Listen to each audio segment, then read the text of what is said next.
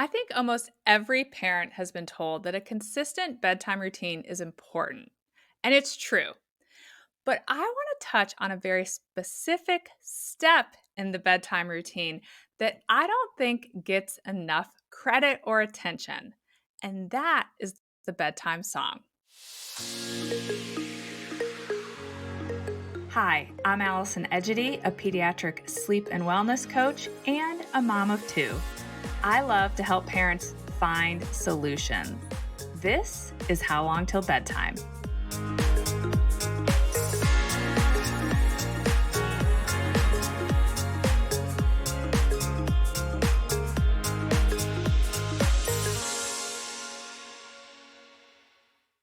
Welcome back.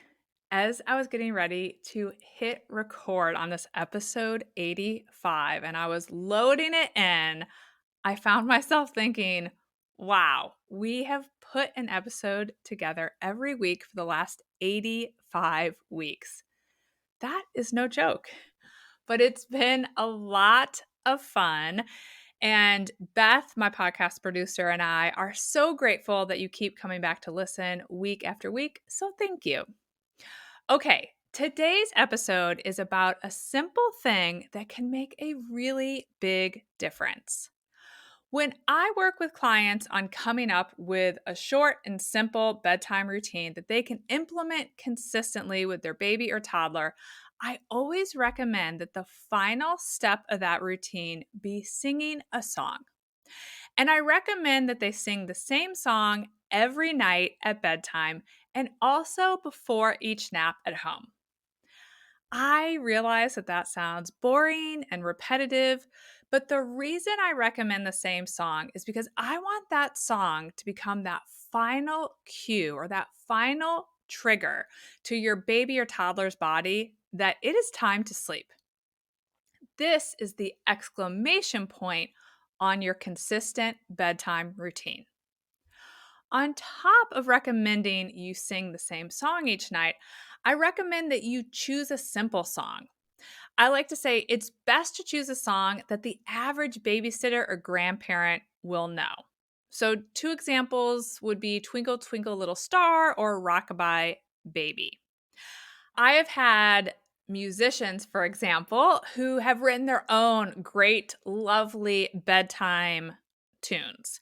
And there's nothing wrong with that if you want to sing the same bedtime song or if you have a family song that most people don't know, but your family has sung it for years. That's great. And you can do that. But I am going to make a little bit of a plug for choosing something really simple that most people know. And that is that the beauty of the consistent routine that ends with this simple song is that it makes it much easier for someone else to put your child to bed.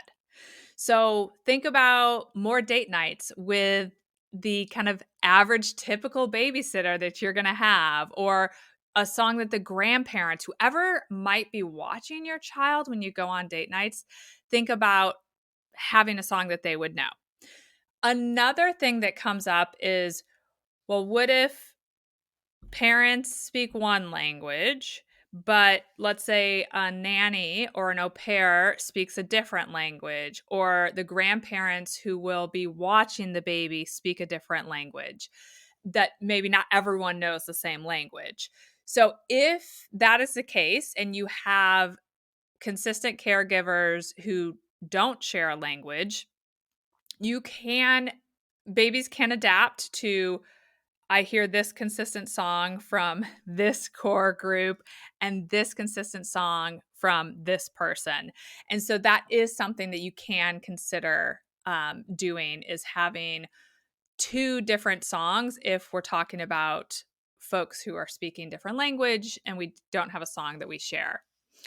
Now, a lot of times parents incorporate this consistent song when I'm working with them for sleep training. And then as they wrap up, they'll ask, well, when can we stop singing this song so we don't have to sing the same song every night? The consistent song, in my opinion, is one of those long-term plays. You're doing something early on, ideally in your baby or toddler's life, that you're laying the road here to set them up for sleep success in the future. If the song that you're singing every night becomes so relaxing as the last step of your child's routine, it is one of those things that's going to help set your child up for a smooth transition from the crib and into a big kid bed. And this is a place where a lot of people get stuck. Now, remember, I don't want anyone jumping the gun on switching their child into a bed out of the crib.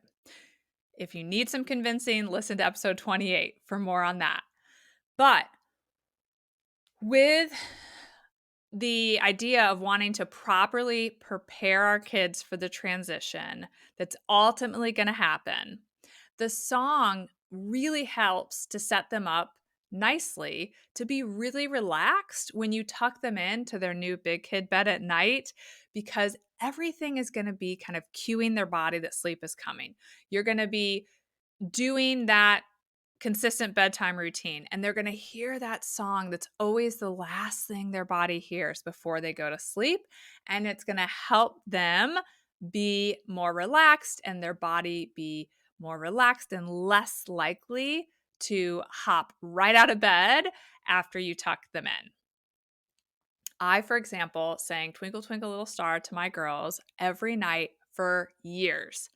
I literally sang that song thousands of times. I don't even actually want to calculate the true number because it probably stressed me out.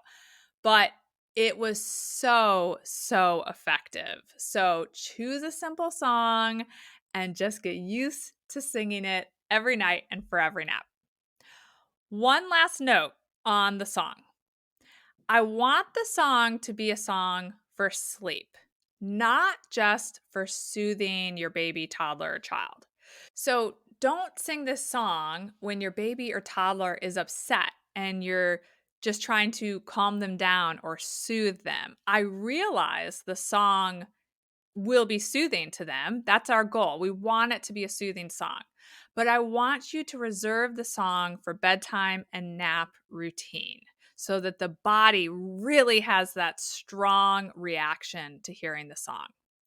I've had more than one client send me kind of the funny follow-up note letting me know that their toddler heard their sleep song while they were riding in the car or at a music class or somewhere out and about, and that their child immediately turned to them, the parent, and said, "Night, night." That's the kind of strong association that we're going for. So stay consistent and reserve that song for sleep to the very best of your ability. All right, I hope this simple, quick tip is one that adds value to your bedtime routine and your life for years to come. See you back here next week. Bye for now. Thank you for listening to How Long Till Bedtime. To learn how we can work together to improve your child's sleep, please visit sleepandwellnesscoach.com.